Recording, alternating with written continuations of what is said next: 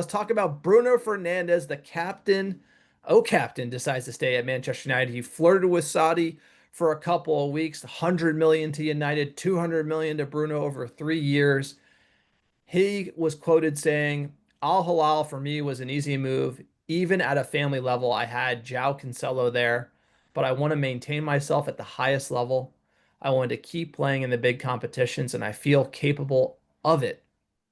Didn't say anything about Manchester United in that sense. Maybe we say, I love Manchester United. I want to bring us to the promised land. I want to win a title with United. It could have been all United. It's all about staying at the top level. How'd you feel about Bruno? This is sort of a big drop on June 3rd. The captain stays at Manchester United.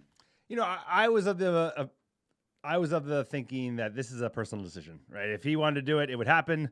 Manchester United would get behind it. Al Hilal would be pumped, and that would be that. And it's like, smell you later, Bruno Fernandes. I'm a huge Bruno Fernandes fan. I'm excited about him staying, especially with the players that we're bringing in, because take some of the onus off him and someone can actually convert chances that we will then go forward and create. There's a coy element of like, hey, I want to play at the top level. I still think he's got a lot left. I think if you look at why he's such an effective player, it's not because he relies on pace. It's not because he relies on physicality.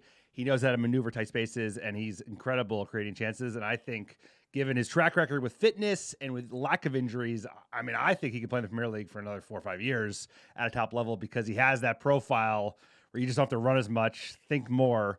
But at the same time, we could use that money, but like prior to the Mbeumo Cunha signings, who I really like, that feels like a really good use of 100 million. If you look at like Ugarte and Xerxes last year, less of a good use of money, especially now that we need a six. That should be Ugarte.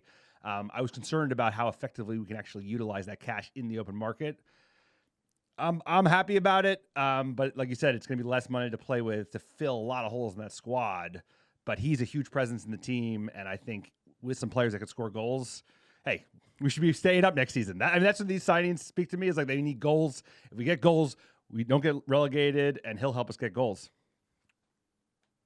I think, successful Manchester United squads of the past knew when to move on from certain players. As difficult and as unpopular as that could have been, I thought it felt like right for him to move on. I don't think the team would be better, but I do think that opportunities and the Saudi cash doesn't come along. And we've only heard from Jim Ratcliffe that we're dying for cash. And ultimately, all these issues are compounded by INEOS and the Glazers and our shit owners. So, like, if you told me, hey, we have £1 billion, like, Bruno Fernandes ain't going nowhere. Like, of course not.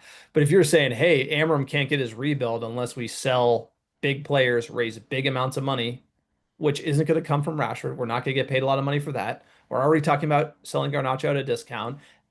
Betis only wants another loan for Anthony, and Jadon Sancho got returned. We didn't even get the 25 from Jadon Sancho. So, like I thought, like we're gonna get no money from those guys. And if you don't get any money from them, oh yeah, no one wants to buy Onana either, and you need a new goalie. So, where are we gonna raise money? INEO says that we're broke. FFP still is a problem for Manchester United. Look, the Cunha deal is on the credit card, paid over time. And we're negotiating with Brentford for the same thing. But that even gives more credence to the fact, like, what can you do with 100 million upfront right now? And you can do a lot with that as it relates to rebuilding this team around an 11 that Ruben Amorim could go out next year and make a run with.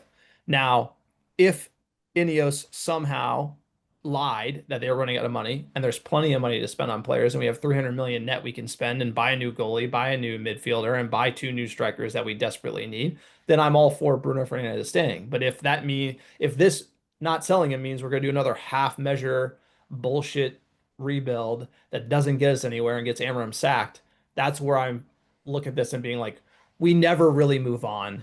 We never sold Marcus Rashford when he was worth 100.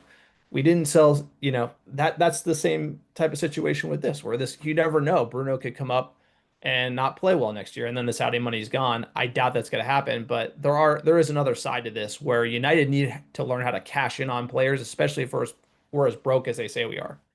Yeah, and I think if this was Barcelona calling, the deal's done, right? If it's an opportunity where he could stay in Europe, play at a top level, and actually go win something, he's gone tomorrow. They wouldn't pay 100 million. They wouldn't offer him 200 million in salary. But if it was like for like $50 million deal, the player would probably be pushing for it because he wants to win titles. I mean, as he should, a player of his caliber. In my opinion, I have more faith in Bruno Fernandes than I do in Ruben Amorim. Like I like signing these players who are, they will fit in the 3 at the back system. They'll work well with that. But at the same time, if we go 4-2-3-1, Graham Potter is our coach or whoever, Gareth Southgate is our coach in a year. Cunha and Mbeumo will still work, and so will Bruno Fernandes.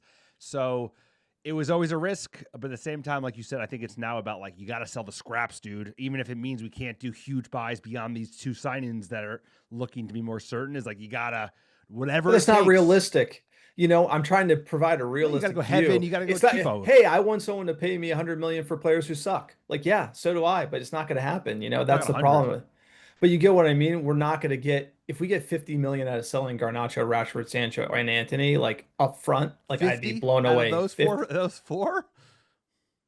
Barcelona wants a loan. Betis wants a loan. I know, but Sancho is nothing. Sancho's literally like, we have to let him go for free in order not to pay his wages. Like we're talking $0 up front for 3 of those players. And then Garnacho's already talked at 40 million, and that came from our end too. So we're already discounting him. I don't see, so getting into it even more from a tactical perspective, every error we've made from like even signing Xerxes, for example, like you look at INEOS, be like, what do we need if Marcus Rashford and the manager didn't get along? Like Erik ten Hag. It's like we needed to pace him behind a number 9. We signed Xerxes, who's in between a 9 and a 10. If you had 2 number 9s who are a different profile, could you bring in a Xerxes? Absolutely. But you can't, the way we stack this team up, nothing makes sense. And I feel like Cunha and Mbeumo both being 10s, and then keeping Bruno Fernandes. To be fair, Mbeumo plays on the right wing. He's not going to play wing back. He won't play wing back. He'll play as one of the 2 10s, but the right side. So we're talking of Amorim's system. Cunha and Mbeumo will start for Manchester United, which means Bruno Fernandes in that system has to play in the 2. We saw that in the final. It didn't look great. It's not his position. That has led to giant gaps in our midfield. And then we need this hero CDM that can basically service the entire field. And what I'm saying is, why would we make these decisions when we still don't have a striker? We need to replace the goalie, and we need cover at wingback. And in his system, wingback is probably the most important position. We're just signing 10s, 10s, 10s. Now, if I would not sell Bruno Fernandes if we were playing 4-2-3-1, I would never sell him.